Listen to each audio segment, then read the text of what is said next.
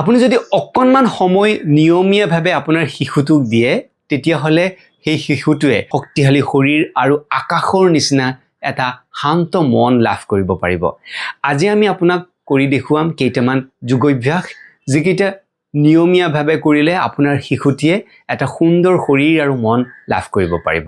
তো বলক আমি আৰম্ভণিৰ পৰা সেই নিয়মীয়া যোগাভ্যাস কেইটা কি কৰিব লাগে আৰম্ভ কৰোঁ। আজি আমাৰ লগত ডেমনষ্ট্ৰেশ্যনত আছে ৰচিকা ডেকা। নমস্কাৰ। তো বলক এতিয়া আমি শিশুসকলৰ কাৰণে যিকেইটা আসন আৰু প্ৰাণায়াম সেই গোটেইকেইটা এটা এটাকৈ আপোনালোকক দেখুৱাম আৰু আপোনালোকৰ যদি ঘৰত শিশু আছে খুব ধুনীয়াকৈ কৰিব পাৰিব। প্ৰথমটো আসন হৈছে তাৰাসন। তাৰাসনত দুখন ভৰি সামান্য গেপ থাকিব, হাত ইণ্টাৰলক কৰিব, মূৰৰ ওপৰত ৰাখিব, তাৰপিছত ঘূৰাই কিনে যিমান পাৰি ওপৰফালে ঠেলিব। 5 কাউণ্ট 1 2 3 4 5 তাৰপিছত নমাই দিব। লাহে লাহে এইটো 5ৰ পৰা 10 কাউণ্টলৈ বঢ়াব পাৰে। আকৌ উশাহ লৈ ওপৰফালে উঠিব, যিমান পাৰি ওপৰফালে ঠেলিব। 1 2 3 4 5 6 7 8 9 10 ডাউন।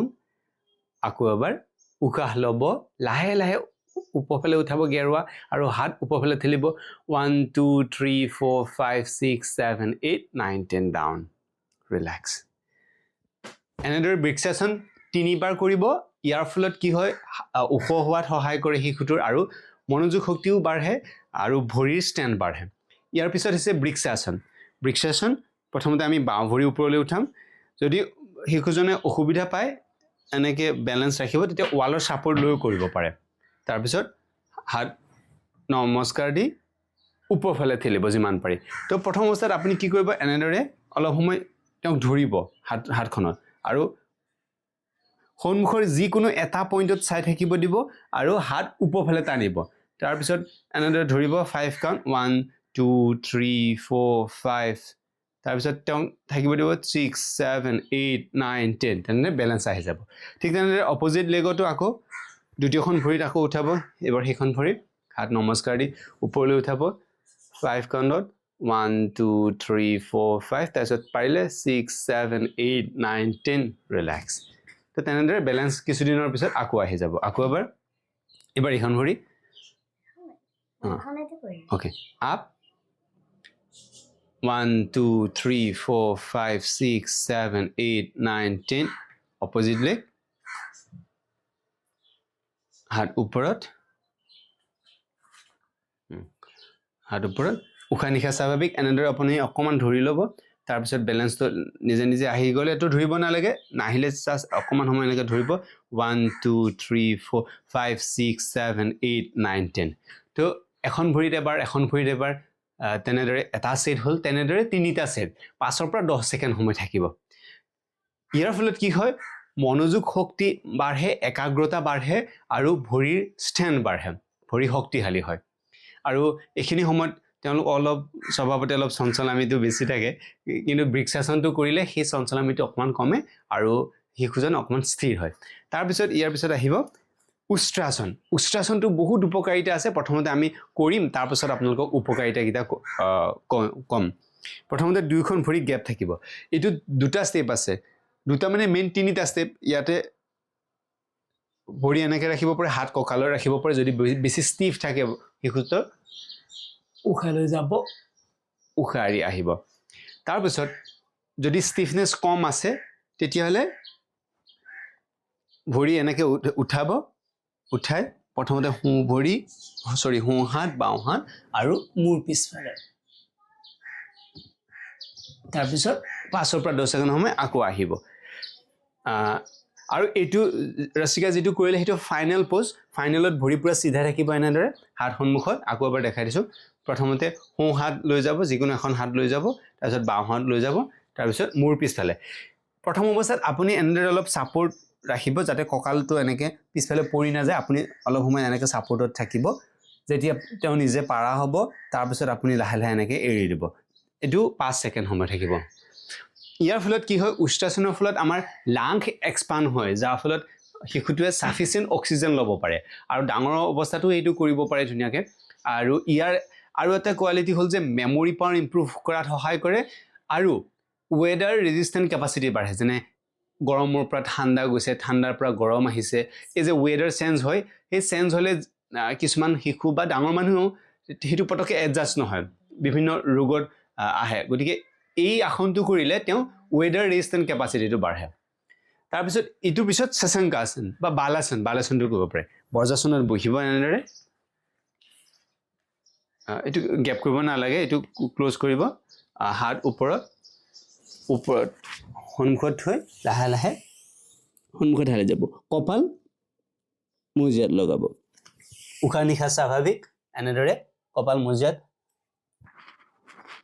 এইটো চাইল্ড পজ বুলিও কোৱা হয় আৰু বালাসন বুলি কয় ইয়াৰ ফলত কি হয় মগজু শান্ত হয় বহুত উৎপত্তি স্বভাৱৰ থাকিলে এইটো কৰিলে এনেকৈ 5 পৰা 10 ছেকেণ্ড সময় থাকিব তাৰপিছত আকৌ উঠি আহিব উশাহ লৈ উঠি যাব আকৌ এবাৰ আমি একেলগে কৰিম উশাহ ল'ব উশাহ এৰিব লাহে লাহে সোৱাইপ কৰিব কপাল মজিয়াত থাকিব উশাহ নিশাহ স্বাভাৱিক 1 2 3 4 5 6 7 8 9 10 slowly come back দুবাৰ হ'ল এনেদৰে এই আসনটো 3 বাৰ কৰিব লাগে তো আমি ষ্টেণ্ডিং দুটা কৰিলো সিটিং দুটা কৰিলো ইয়াৰ পিছত আহে প্ৰাণায়ামত ভ্ৰামাৰী প্ৰাণায়াম আৰু অনুলোম বিলোম প্ৰাণায়াম প্ৰথমতে আমি অনুলোম বিলোম কৰিম ইয়াৰ কাৰণে যদি পদ্মাসন আহে পদ্মাসনত আমি এনেদৰে বহিব পাৰে আৰু পদ্মাসন যদিও ওকে আৰু যদি পদ্মাসন অসুবিধা হয় তেতিয়াহ'লে একদম সিম্পল এনেকৈ সুখাসন বা বেলেগ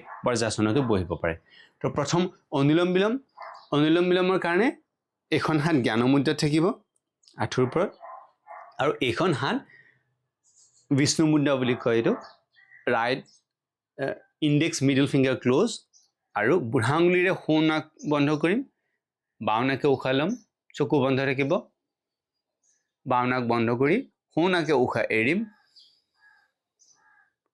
আকৌ সোঁ নাকে উশাহ ল'ম সোঁ নাক বন্ধ কৰি বাওঁ নাকে উশাহ এৰিম আকৌ বাওঁ নাকে উশাহ ল'ম বন্ধ কৰিম সোঁ নাকে উশাহ এৰিম আকৌ সোঁ নাকে উশাহ ল'ম বন্ধ কৰিম বাওঁ নাকে উশাহ এৰিম সোঁ নাকে ল'ম বাওঁ নাকে এৰিম বাওঁ নাকে ল'ম সোঁ নাকে এৰিম এইটো এটা চাৰ্কেলে তেনেদৰে 7-8টা চাৰ্কেল কৰিলে প্ৰথম অৱস্থাত হৈ যাব ইয়াৰ পিছত আহিছে ভ্ৰামাৰী প্ৰাণায়ামৰ কাৰণে বুঢ়া আঙুলিৰে কাণৰ ফুটাটো বাহিৰৰ পৰা বন্ধ কৰিব এনেদৰে বাকীকেইটা আঙুলি আই নোজ আৰু উশাহ ল'ব উশাহ এৰোতে ভুমুৰাৰ নিচিনা সাউণ্ড কৰিব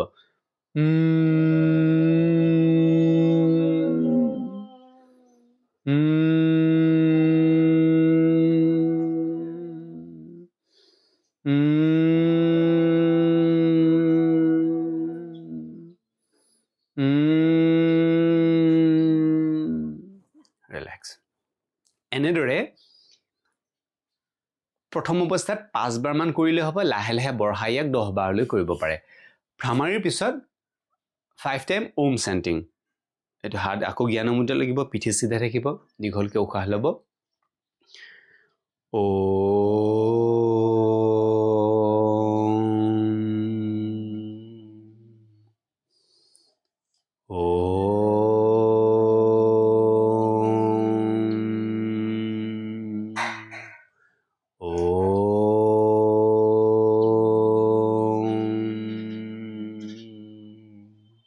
তাৰপিছত হাত এনেদৰে ৰাব কৰি লাহেকৈ চকুত লগাব এণ্ড অপেন ইউৰ আইজ এতিয়া মই কৈছোঁ যে আমি যি অনুলোম বিলোম প্ৰাণায়াম কৰিলোঁ তাৰ কি উপকাৰ হয় ইয়াৰ ফলত ৰোগ প্ৰতিৰোধ ক্ষমতা বাঢ়ে শিশুসকল হওক ডাঙৰ হওক সকলো কৰিব পাৰে তাৰপিছত ভ্ৰামাৰীৰ ফলত তেওঁলোকৰ মেমৰি পাৱাৰ ইম্প্ৰুভ হয় আৰু ব্ৰেইনৰ যিমানবিলাক চেল থাকে সেইবিলাক এক্টিভেট হৈ যায় গতিকে এইখিনি যদি শিশুসকলে খুব ধুনীয়াকৈ কৰে তেতিয়াহ'লে নিশ্চয় তেওঁলোকে যথেষ্টখিনি উপকৃত হ'ব কিন্তু ইয়াত এটাই কথা যে নিয়মীয়াভাৱে কৰিব লাগে এদিন কৰিলে নহয় খুব কম সময়ে কৰক এইখিনি যিমানখিনি সময় লাগিলে সেইখিনি কম সময়কে কৰক কিন্তু যদি নিয়মীয়াভাৱে কৰে তেতিয়া তাৰ উপকাৰিতাখিনি নিশ্চয় লাভ কৰিব আপোনালোকে ভিডিঅ'টো চোৱাৰ বাবে ধন্যবাদ এনেদৰে যদি আপুনি আপোনাৰ শিশুটিক এটা যোগৰ অভ্যাস গঢ় দিব পাৰে তেতিয়াহ'লে তেওঁলোকৰ জীৱনত এটা ডাঙৰ পৰিৱৰ্তন দেখা পাব নিয়মীয়া যোগাভ্যাসে তেওঁলোকে শৰীৰটো মজবুত কৰাৰ লগতে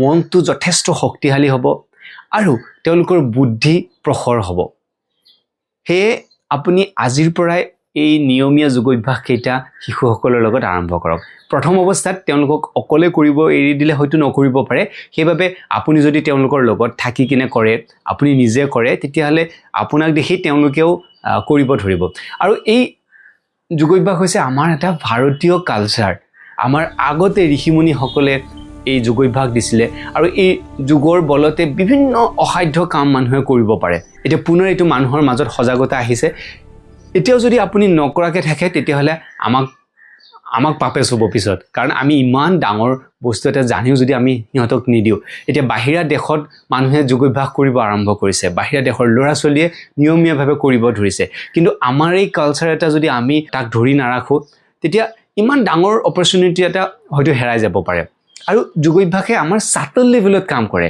এতিয়া গোটেই পৃথিৱীখন সাটল লেভেলত বহুত কাম চলি আছে ইন্টাৰনেটৰ যি যোগ ইন্টাৰনেটটো সাটল লেভেলত হয় তো ঠিক তেনেদৰে শৰীৰৰ যি বিজ্ঞান হয় সেই যোগ অভ্যাসৰ জৰিয়তে সেই সাটল লেভেলত কাম কৰে মনত কাম কৰে বুদ্ধিত কাম কৰে আত্মাত কাম কৰে গতিকে আপোনালোকে আপোনালোকৰ শিশুসকলক এই ভগৱানৰ যি বৰদান সেইটো আজিৰ পৰাই দিয়ক আপোনাৰ ঘৰত শিশু আছেনে যদি আছে তলত কমেন্ট কৰি জনাব তেওঁলোকৰ বয়স কিমান এনেদৰে নিয়মীয়াভাৱে যোগ অভ্যাস কৰক আৰু সুস্থ থাকক লগ পাম পিছৰ ভিডিঅ'ত তেতিয়ালে নমস্কাৰ যদি আপুনি নিয়মীয়াভাৱে যোগ অভ্যাস কৰি তাৰ অলৌকিক উপকাৰিতাসমূহ পাব বিচাৰিছে তেতিয়াহলে এতিয়াই 6026379452 নম্বৰত যোগা সেশন বুলি লিখি হোৱাটছএপ কৰক